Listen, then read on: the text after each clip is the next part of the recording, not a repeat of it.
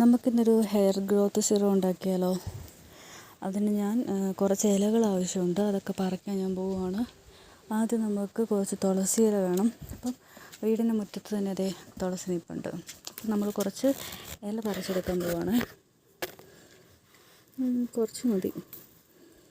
വേനൽക്കാലം ആയതുകൊണ്ട് ഇലകളൊക്കെ ഭയങ്കര ശോഷിച്ച് നിൽക്കണം.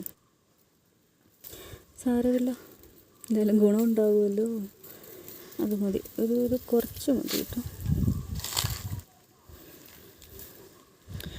ഇത്ര മതി. നമ്മൾ ഒത്തിരി കുറച്ച് ഇൻഗ്രീഡിയൻസ് ഇടുന്നത് കൊണ്ട് നമുക്ക് എല്ലാം കുറച്ച് മതിയേ. ഇനി നമുക്ക് കുറച്ച് ചെമ്പരത്തി പൂ പറിക്കാം. ഒരെണ്ണം ഇത് വാടിയതാണെന്ന് തോന്നുന്നു, വേറെ ഉണ്ടാവും. ചെമ്പരത്തി പൂവും മുട്ടും ഇടാം കേട്ടോ, നല്ലതാണ്. ഇത് ഇവിടെ നിൽപ്പുണ്ട് നല്ല ചെമ്പരത്തി പൂ. ഒരു 2 എണ്ണം മതിയാവും. കാരണം നമുക്ക് അത്രയും മതി. നമുക്ക് സ്പ്രേ ബോട്ടിലാണ് ഇതുണ്ടാക്കിയിട്ട് നമ്മൾ സൂക്ഷിച്ച് വെക്കേണ്ടത്. അപ്പോൾ ഇത് ഒരുപാട് നാളിങ്ങനെ വെക്കാൻ പാടില്ല, നല്ലതല്ല. മാക്സിമം ഒരു 1 വീക്കൊക്കെ ഫ്രിഡ്ജിൽ വെക്കാം. ഇതിന് 2 ഇലയും കൂടി ചെമ്പരത്തി ഇല 2 എണ്ണം മതി. ഒരെണ്ണോട് പറിച്ചേക്കാം. പിന്നെ ഒരു 2 മുട്ട്, കുറച്ചൊന്ന് വലുതായ ഒരു മുട്ട് വേണം. ഇത് ഒരെണ്ണം, ഈ മുട്ട ഒരെണ്ണം. പിന്നെ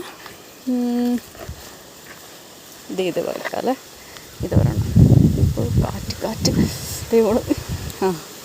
2 മുട്ട് പറിച്ചു. ഇത്ര മതിയാവും അല്ലേ?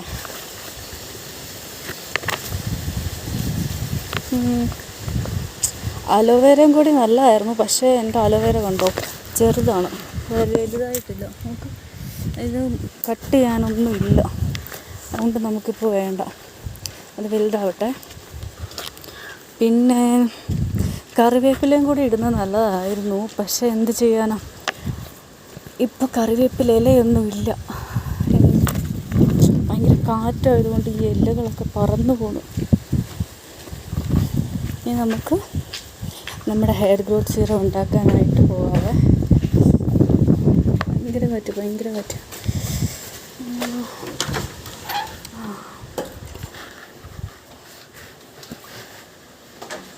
ഞാനിപ്പോൾ കിച്ചണിലേക്ക് പോകുകയാണ്. കിച്ചണിലേക്ക് പോയിട്ട് നമുക്ക് ഹെയർ ഗ്രോത്ത് സിറം ഉണ്ടാക്കാം. അപ്പോൾ നമ്മളിപ്പോൾ പറിച്ചുകൊണ്ട് വന്ന ഇതൊക്കെ ഒന്ന് വാഷ് ചെയ്തെടുക്കണം. ആദ്യം തന്നെ ജസ്റ്റ് ചുമ്മാ ഒന്ന് വാഷ് ചെയ്താൽ മതി.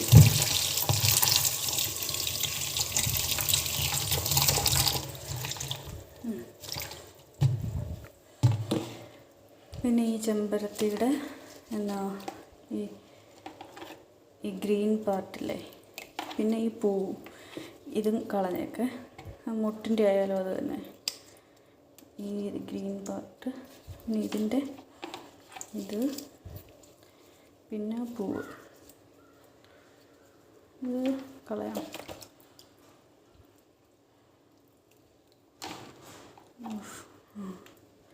ഇതിൻ്റെയും കൂടി ഗ്രീൻ പാർട്ട് ഇത് കളഞ്ഞിട്ട് പിന്നെ നന്നായിട്ട് വാഷ് ചെയ്ത് ഒരു ബൗളിലേക്ക് നമുക്കിടാം. ഇതവിടെ ഇട്ടേ.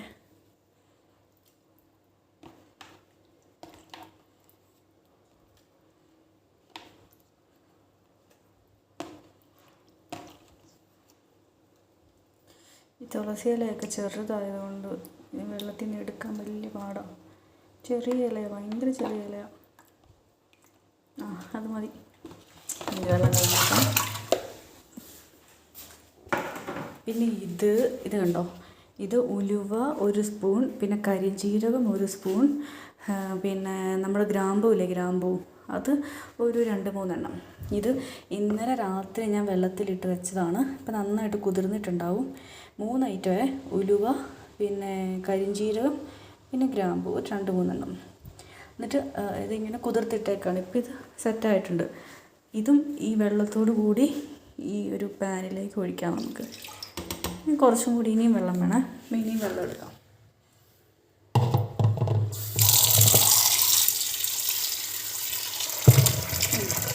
അത്രയും വെള്ളം മതി.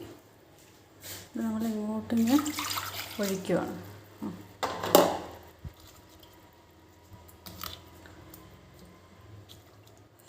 ഇപ്പോൾ സെറ്റായില്ലേ? ഇനി നമുക്ക് ഗ്യാസ് ഓൺ ചെയ്യാവേ.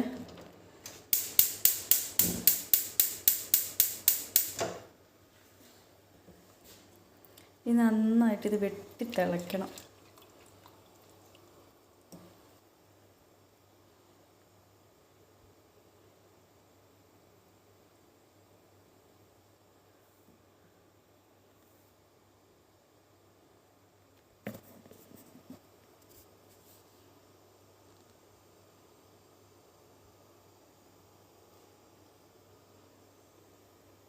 അപ്പം ഇത് തിളച്ച് കഴിഞ്ഞിട്ട് നമുക്ക് കുറച്ച് നേരം ആറാൻ വെക്കണം. കംപ്ലീറ്റ് ആറി കഴിഞ്ഞ് കഴിയുമ്പോൾ ഇത് അരിച്ചെടുത്തിട്ട് ഇത് നമ്മളൊരു സ്പ്രേ ബോട്ടിലുണ്ട്. സ്പ്രേ ബോട്ടിൽ അതിനകത്ത് നമ്മൾ സൂക്ഷിച്ച് വെക്കണം ഫ്രിഡ്ജിൽ. ഒരു 1 വീക്ക് വരെ ഫ്രിഡ്ജിൽ വെക്കാം.